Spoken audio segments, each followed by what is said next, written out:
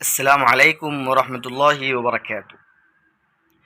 چار ایسی کلمات ہے جو ہمارے طویل لمبی تسبیحات اور ذکر سے اگر ان کا وزن کیا جائے تو یہ کلمات ان لمبی تسبیحات اور ذکر پر بھاری ہو جائیں گی۔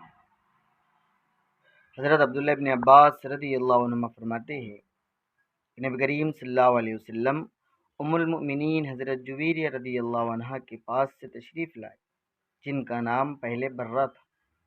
آپ صلی اللہ علیہ وسلم نے تبدیل فرمایا، بدلا۔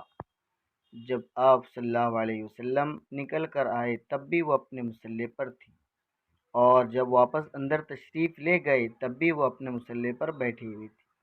آپ صلی اللہ علیہ وسلم نے ان سے پوچھا، کیا تم جب سے اپنے اسی مصلی پر بیٹھی ہو؟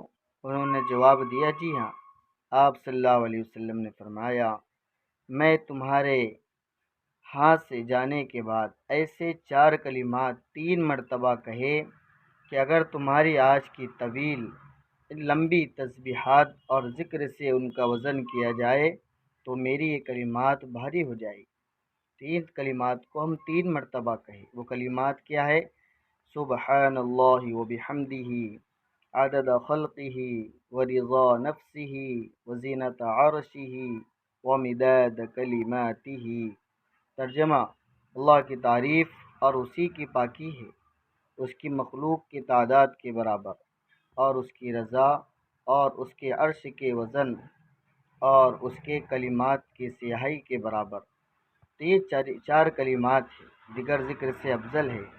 سبحان اللہ وبحمدہ عدد خلقہ ورضا نفسہ وزینت عرشہ ومداد کلمات۔